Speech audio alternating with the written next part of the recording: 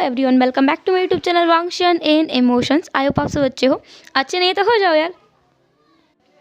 ईबो जो अपने घर की तरफ जा रहा था, उस महल की तरफ, बाकी सब लोग उसे अजीब निगाहों से देख रहे थे, जैसे कि वो उससे नज़रों नज़रों से कहना चाहते हो कि यहाँ से भाग जाओ, नहीं तो बहुत बुरा हो जाएगा। ईबो को कुछ समझ नहीं आया, फिर भी वो अपने महल की तरफ गया।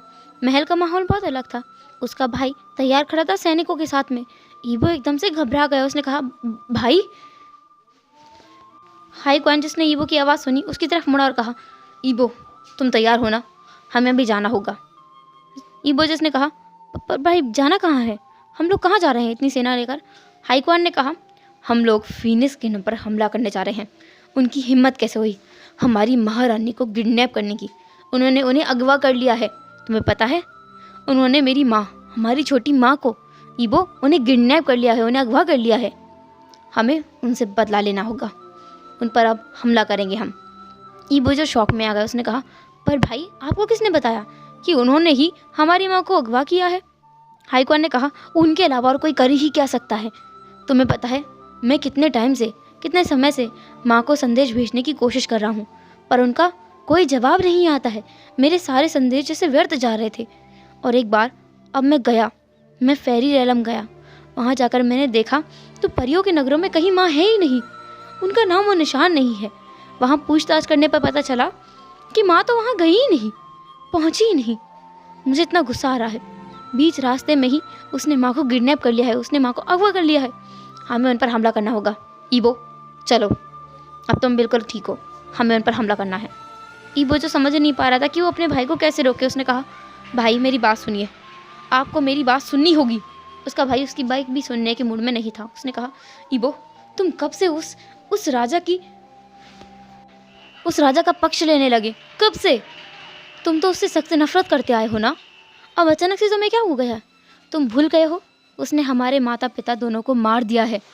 ईबो से ये सुन करके बहुत ज़्यादा बुरा लगा। उसे गुस्सा भी अपने भाई के ऊपर कि ऐसे कैसे वो अंधविश्वास कर सकता है, किसी पर झूठा भरोसा कर सकता है। पर इसमें उसकी गलती नहीं है। उसके अंकल ने जो देखा उन्होंने सबको वही बताया है। अंकल जो वहीं खड़े थे उन्होंने कहा, ईबो हमारे साथ चलो, हम उन पर हमला करेंगे। और अब बस बहुत हो गया, अब मैं उन लोगों को छोड़ूंगा नहीं। उन्हें अब इस बात का खज़माना भरना पड़ेगा, उन्हें हमें सफाई देनी होगी। ईबो जो रोकने वाला था सबको, पर उसने कहा, देखिए आप दोनों अगर जा रहे हैं तो मैं आपको एक बात बता दूं, अब जब वहाँ से वापस आएंगे तो आप मुझे जिंदा नहीं पाएंगे। ऐसा बोलकर ईबो जो अपने कमरे की तरफ भाग गया। हाई क्वान और कुरैन बस देखते रह गए कि अभी ईबो ने क्या कहा, वो उसे जिंदा नहीं देख पाएंगे। जैसे ही उन दोनों को ये बात समझ आई, वो भी उसके पीछे पीछे दौड़े, पर तब तक ईबो जिसने अपने आप को रूम में बंद कर लिया था। हाई क्वान अंदर चिल्ला रहा था, बोल रहा था, ईबो दरवाज़ा खोलो, दरवाज़ा खोलो। ईबो तो अगर तुमने दरवाज़ा नहीं खोला तो अगले पल में इसे तोड़ दूंगा। पर ईबो जिसने दरवाज़ा नहीं खोला, उस पर उसने मैजिक किया और उस दरवाजे को इतना मजबूत बना दिया कि हाई क्वान उसे तोड़ ना सके। ईबो जिसने अपने हाथ पर वहीं हाथ लगाया जहाँ पर उसका ब्रेसलेट है, इनविजिबल ब्रेसलेट, वहाँ पर हाथ लगाया और जान को याद किया। जान दूसरी तरफ अपने किंगडम में था। अभी सुबह का समय था तो अपने दरबार को अभी बस ख़त्म करके ही वापस आ रहा था अपने महल की तरफ। इसके बाद उसे एक बार सैर पर जाना था। ईबो को जब जान को महसूस हुआ कि उसका कड़ा चमक रहा है और कुछ तो गड़बड़ है, जान तुरंत वहाँ से गायब होकर ईबो के पास प्रकट हो गया। ईबो जिसने जान को देखा वो गले लगा लिया। ईबो ने कहा, मेरा भाई हमला करने वाला है तुम्हारे ऊपर। जान जिसने स्माइल किया और कहा, बस इतनी सी बात, इसके लिए तुमने मुझे यहाँ बुलाया है। ईबो जिसने कहा, जान इतनी सी बात नहीं है, मैं तुम्हें खोना नहीं चाहता। जान ने कहा, ईबो तुम मुझे कभी नहीं खो सकते, और तुमने मुझे मेरे दरबार से ही बुला लिया होता अगर कुछ पल पहले तुम मुझे याद करते तो। ऐसा बोलकर जान ने एक सॉफ्ट से स्माइल किया। ईबो जिससे अब ऐसा लग रहा था कि उसके मन की सारी टेंशन, जो कुछ अभी अभी उसने सुना देखा, सब कुछ उसके दिमाग से जैसे हवा हो गया हो। उसे एक पीसफुल जगह मिल गई हो, उसे बहुत शांत महसूस हो रहा था। उसके मन में जितनी भी परेशानी थी वो सब कुछ ऐसे दूर हो गई थी। जान ईबो एक दूसरे को हक करके खड़े थे। तभी जान को कुछ आवाज़ें आईं। उन आवाज़ों में था, ईबो दरवाज़ा खोलो, ईबो ईबो। हाई क्वान जिसके गला थोड़ा सा रुंधा हुआ था, उसे डर लग रहा था कि ईबो अंदर कुछ कर न ले। पर ईबो जो कि कुछ नहीं कर रहा था, वो तो जान को गले लगा के खड़ा था। जान ने कहा, ईबो तुम्हें अपने भाई को इतना परेशान नहीं करना चाहिए, वो एक किंगडम का राजा है, और अगर वो तुम्हारे लिए रो रहा है तो बेशक वो तुमसे बहुत ज़्यादा प्यार करता है। ईबो ने कहा, पर मैं भी तुमसे भी प्यार करता हूँ ज़ान। मैं नहीं चाहता कि वो तुम पर हमला करे। ज़ान ने कहा, कोई बात नहीं, मैं समझता हूँ। और वैसे माहौल क्या है तुम्हारे किंगडम का? ईबो ने कहा, सीसी गायब हो गई है, इसलिए मेरा भाई बहुत चिंता में है। ज़ान जिसने कुछ देर सोचा और कहा, मुझे लगता है जल्द ही तुम्हारे भाई को लड़ाई करनी पड़ेगी। ईबो ने कहा, तुम्हारा मतलब क्या है? ज़ान ने एक छोटी सी मुस्कान के साथ कहा, हाँ मुझे लगता है, क्योंकि सीसी जिनके लिए काम करती है उन लोगों को भी इस बात की खबर हो गई होगी कि वो गायब हो गई है। उन्हें यही लगेगा कि तुम लोगों ने उसे गायब किया है, वो तुम पर हमला करेंगे। तो तुम्हारी सेना को तैयार रहने दो। तुम्हारे भाई से कहो कि तुम 2 दिन बाद हमला करोगे। ईबो ने कहा, ज़ान। ज़ान ने कहा, मुझ पर विश्वास है ना तुम्हें? ईबो ने कहा, हाँ। ज़ान ने कहा, देखो जहाँ तक मुझे पता है वो डायनो के साथ मिली हुई है। तो अगर वो डायनो के साथ मिली हुई है, इसका मतलब डायन सारी मिलकर तुम पर हमला करेंगी। और अगर वो हमला करेंगी तो उनके काले जादू से कोई भी नहीं बच सकता, क्योंकि ड्रैगन्स के ऊपर काले जादू का असर होता है, पर हमारे ऊपर नहीं। तो हम ज़रूर तुम्हारी मदद करने आएंगे। ईबो ने कहा, तुम सबके सामने मेरी मदद करोगे? ज़ान ने कहा, अपनी मेट की मदद करने में मुझे कोई परेशानी नहीं होगी। संजो की आंखें बढ़ा और उसने ईबो के लिप्स पर एक छोटा सा किस किया और कहा, अगली बार जब हम मिलेंगे तो मैं इससे ज़्यादा चाहता हूँ। ऐसा बोलकर ज़ान तो वहाँ से गायब हो गया। ईबो बस अपनी जगह पर खड़ा रह गया। वो स्टंड था ज़ान की इन हरकतों से, क्योंकि उसे पता है ज़ान का ड्रैगन बहुत ज़्यादा मैच्योर है। एक तरीके से कहें तो उसके पीछे पागल है। वो ऐसी हरकतें करे तो ईबो को समझ आता है। पर अभी ज़ान अपने रियल मतलब अपनी अल्फ़ा फॉर्म में था, अपने फीनिक्स की फॉर्म में था। उसके बावजूद उसने ईबो को किस किया, इतने जेंटली बातें की, वो मुस्कुराया भी। ईबो को जैसे हवा में उड़ने का मन कर रहा था, वो झूल रहा था। लेकिन तभी उसके इन सारे ख्याली पुलावों पर पानी फिर गया, क्योंकि उसका भाई रोने लगा था बाहर। ईबो जैसे दरवाज़ा खुला और बाहर गया। उसने अपनी उसी कठोर आवाज़ में कहा, भाई हम हमला करेंगे, पर 2 दिन बाद। हाइक्वान ने कहा, हम करेंगे, पर भाई मेरे भाई तुम कुछ मत करना। अगर तुम कहो तो मैं सब कुछ छोड़ने को तैयार हूँ। मैं माँ को भूल जाऊँगा। मुझे लगेगा कि वो हमारे साथ उन्होंने एक गहरी सांस उठी, क्योंकि उन्हें कुछ समझ नहीं आ रहा था कि वो अपने भाई से क्या कहें। उनके भाई ने उसे थोड़ा सा डिसअपॉइंट कर दिया था, पर फिर भी अब उसने जो डिसीजन लिया है 2 दिन बाद हमला करने का, वो हाइक्वान के लिए पहले वाले डिसीजन से तो काफ़ी अच्छा है। कि हमला ना करने से अच्छा है 2 दिन बाद करेंगे। अब सब लोग हमला करने की तैयारी कर रहे थे। ईबो जो पूरी सेना का नियंत्रण कर रहा था, हाइक्वान देख रहा था कि वो ऐसी तैयारी कर रहा है जैसे कि वो फीनिक्स किंगडम को सबको हराना ही वाला है। ईबो हाइक्वान थोड़ा सा कंफ्यूज था कि अगर ये हराने वाला है तो फिर पहले क्यों मना किया था। कुरैन भी थोड़ा शौक था, पर अब उन दोनों को इस चीज़ की पता है कि ईबो बहुत अजीब बर्ताव करता है, कभी कभी बहुत उटपटांग हरकतें करता है। तो वो लोग मिलकर बस देख रहे थे और ईबो सारी तैयारी कर बैठा था। इन 2 दिनों में ईबो ने जितनी तैयारी की थी वो बहुत ज़्यादा थी। ऐसा लग रहा था कि वो फीनिक्स किंगडम को नहीं बल्कि किसी बड़ी शक्ति को हराने वाला है। पर हाइक्वान इस बात से बहुत खुश था, कुरैन भी खुश था। फाइनली अब वो लोग पूरी तरह से तैयार थे। 2 दिन बाद वो लोग हमला करने के बारे में सोच चुके थे। दोपहर के समय ईबो सोच रहा था, सान ने उनसे कहा था कि वो 2 दिन तक तैयारी करें। अब तो सब कुछ हो चुका है, अगर उन्हें हमला करना पड़ा तो। तभी सुबह के 7 बजे जब वो लोग ब्रेकफास्ट कर रहे थे, ब्रेकफास्ट के बाद सब लोग हमला करने के लिए जाने वाले थे। एकदम के हमले से फीनिक्स किंगडम कैसे बचता, पर उन्हें पता चला कि किसी ने उन पर हमला कर दिया है। उनके मेन दरवाजे पर, यानी जहाँ पर ड्रैगन किंगडम चालू होता है, वहाँ से बहुत सारी काली शक्तियाँ, काला धुआं नजर आ रहा है। हाइक्वान, ईबो और कुरैन तीनों ओटे वहाँ की तरफ दौड़े। जब उन्होंने पूरे शिखर पर ऊपर जाकर के वहाँ से देखा तो उन्होंने देखा कि वहाँ से बहुत काला मैजिक वहाँ आ रहा है, बहुत ज़्यादा काली शक्तियाँ आ रही हैं। उन्होंने ये भी देखा कि वो फीनिक्स किंगडम की सेना नहीं है, बल्कि डायनो की सेना है। उसमें अजीबोगरीब जानवर हैं, अजीबोगरीब डायने हैं और भूत पिशाच, पता नहीं क्या क्या उसमें है। अजीब गरीब तरह के दानव हैं, बहुत बड़े बड़े दानव हैं, बहुत छोटे छोटे दानव हैं। दानव बहुत अजीब अजीब तरीके के हैं। बहुत सारे लोग हैं, पर सब काले कल्टीवेशन वाले हैं, डार्क कल्टीवेशन वाले हैं, डार्क मैजिक वाले हैं। सेना पहले से तैयार थी और सेना जो उन पर हमला करने लगी थी, लेकिन वो लोग हार रहे थे, क्योंकि ड्रैगन किंगडम में 95% लोग सिर्फ ड्रैगन्स हैं। उनकी सेना में ड्रैगन्स के अलावा बहुत कम लोग थे। उन पर उस काले जादू का असर कुछ लोग थे जिन पर नहीं हो रहा था, पर सारी सेना जैसे कमज़ोर पड़ती जा रही थी। वहाँ पर हाई क्वान जो खुद भी कमज़ोर पड़ गया था। वो लोग कितनी देर तक लड़ सकते थे ये कुछ समझ ही नहीं आ रहा था, क्योंकि उस काले व जादू की वजह से 5 मिनट में उनकी सेना उस डायन की सेना से हारने लगी थी। ईबो जिस पर अकेला वो इंसान था जिस पर उस काले जादू का असर नहीं हो रहा था। ईबो जो उनसे लड़ने ला रहा था, उसके हाथ में तलवार थी। वो अपने जादू का इस्तेमाल भी कर रहा था, अपनी तलवार का इस्तेमाल भी कर रहा था और एक साथ 8 डायनों से लड़ रहा था। वो लोग उस पर हमला कर रहे थे पर ईबो अपना बचाव बखूबी कर रहा था। वो कई बार एक बार में ही 4 लोगों को मार रहा था, उनकी सेना को कम कर रहा था। बाकी लोग तो तलवार ही नहीं उठा पा रहे थे। उनकी 1 मिनट में ही हालत बदल गई थी, क्योंकि चारों तरफ बस काला धुआं था। आसमान पूरे काले रंग का हो गया था। वहाँ पर बिजली तो कड़क रही थी, पर वो बिजली भी लाल रंग की थी। ईबो जो फिर भी हार नहीं मान रहा था, उसने देखा कि उसके भाई की तरफ कुछ लोग बढ़ रहे हैं, उसके भाई को जान से मार देंगे। ईबो वहाँ गया, उसने उन दोनों पर हमला किया और इस बात से बेखबर होकर कि उसके पीछे कोई खड़ा है, उस व्यक्ति ने ईबो को तलवार मारी। ईबो की पीठ पर एक घाव बन गया। उस तलवार का घाव ईबो की पीठ पर जैसे ही पड़ा, ईबो चीखा, जोर से चीखा। इसके बाद उसने पीछे मुड़ के देखा और उन 3 लोगों को एक साथ मार दिया। ईबो अभी भी लड़ रहा था, पर उसको भी बहुत ज़्यादा चोटें लग रही थी, क्योंकि सेना बहुत बड़ी थी। एक साथ 15-15 लोग ईबो के ऊपर हमला कर रहे थे। ईबो सबसे लड़ने की कोशिश ज़रूर कर रहा था, पर उनकी काली शक्तियों के असर ना हो भले भी, लेकिन उनके पास फिजिकल स्ट्रेंथ काफ़ी थी। सबसे बुरी बात तो ये थी कि ईबो यहाँ पर एक आम कल्टीवेटर बन गया था। उनके जादू का असर इन लोगों में से किसी के ऊपर भी नहीं हो पा रहा था। ईबो जो भी जादू करता, इन लोगों पर असर नहीं होता। ईबो बस अपनी स्ट्रेंथ से लड़ रहा था।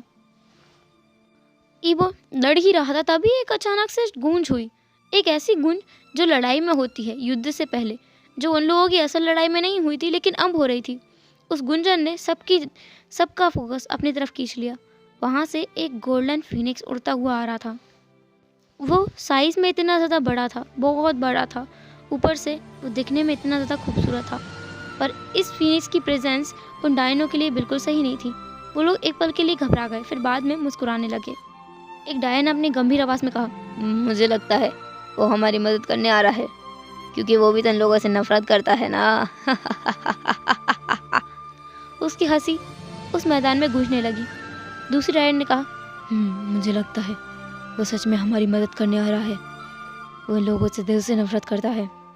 तुम लोग अब नहीं बचोगे, हम तुम्हें जान से मार देंगे। ईबो, उसके फेस पर एक कामिंग रिलैक्सिंग लुक था, जैसे कि वो जानता हो कि आगे क्या होगा और जो कुछ होगा उसके फेवर में होगा। हाईकन कुरन और बाकी सेना ने मान लिया था कि आज उनकी ज़िंदगी का आखिरी दिन है। अब वो आगे नहीं जी सकते। ये डायनो क्या कम थी, अब ये फीनिक्स भी आ गया। वो फीनिक्स तुरंत ही, मतलब जैसे ही नीचे आने लगा, वो एक इंसानी रूप में बदल गया। उसके चेहरे पर वही मास्क था। इस इंसान को सब लोग जानते हैं, ये फीनिक्स किंग है। उसके इंसानी रूप में आने के बाद वो डायरेक्ट ही उन डायनों के पास आने लगा जहाँ पर ईबो खड़ा था। वो डायने अभी भी ईबो को पकड़े हुए थी। कुछ डायनों ने ईबो के बिल्कुल नेक पर तलवार रखी हुई थी। सान ने अपना हाथ घुमाया और वो एक बार में ही सब कुछ इधर उधर फिक गए। ईबो जिसने एक स्माइल किया, सान उसके पास आया। उसके पास आते ही उसने ईबो को अपने साथ उठा लिया। सब लोग एकदम सदमे में थे, डायन वाले सब लोग, इधर ड्रैगन वाले सब लोग, कि ये क्या है। हाईक्वान तो कुछ बोलने की हालत में नहीं था, कुरैन तो बस सांस ही ले रहा था और कुछ भी नहीं। बेचारा पूरा ड्रैगन क्लैन एकदम सदमे में पहुंच गया था। फिर भी ईबो जिसने मुस्कुराया और कहा, तुम आ गए। सान ने बस कहा। उसके बाद उसने ईबो को उठाया और वहीं पास ही के जादू से कुछ बनाया, एक कुर्सी जैसा कुछ, उस पर ईबो को बिठाया और उसके शरीर पर हाथ घुमाने लगा। हाथ घुमाते ही ईबो के घाव जैसे पूरे हील हो गए, पूरे भर गए। सान ने कहा, तुम ठीक हो? ईबो ने बस हाँ में अपना सिर हिला दिया। उसने स्माइल किया। सान जिसने खुद भी एक छोटा सा स्माइल किया। उस मास्क के अंदर से उसके लिप्स तो दिख रहे थे, जिसमें सब लोग देख सकते हैं कि सान स्माइल कर रहा है। पर ये किंग कैसे स्माइल कर सकता है ईबो को देखकर? सान आगे बढ़ा, ईबो के लिप्स के ऊपर एक पैक किया और कहा, मुझे खुशी है तुमने खुद को संभाला मेरे लिए। ईबो जिसने एक ब्राइट स्माइल किया। और इसके बाद तो कुछ लोग तो बेहोश भी हो गए थे, कि ये तो उन्होंने कभी उम्मीद नहीं की थी, क्योंकि उन्हें बहुत बड़ा सदमा लगा था। तो ड्रैगन किंगडम के कुछ लोग बेहोश हो गए थे। ईबो जो घबरा गया एकदम से। सान ने कहा, ईबो। सान को समझ आया कि ईबो को बहुत ज़्यादा चोट लगी है, वो उसके हल्के फुल्के मैजिक से ठीक नहीं होने वाला, उसे कुछ करना होगा। सान ईबो से 2 कदम की दूरी पर गया और एकदम से गोल घूम गया। गोल घूमते ही उसके कपड़े वगैरह सब कुछ चेंज हो गए, उसका मास्क भी हट गया। और आगे जो हाईक्वान और कुरैन ने देखा, उसके बाद तो वो लोग भी बेहोशी की हालत में आ गए थे। वहाँ पर जान खड़ा था। हाईक्वान ने कहा, ये? कुरैन ने कहा, नहीं हो सकता। दोनों एक दूसरे की तरफ देख रहे थे, फिर जान की तरफ, फिर ईबो की तरफ।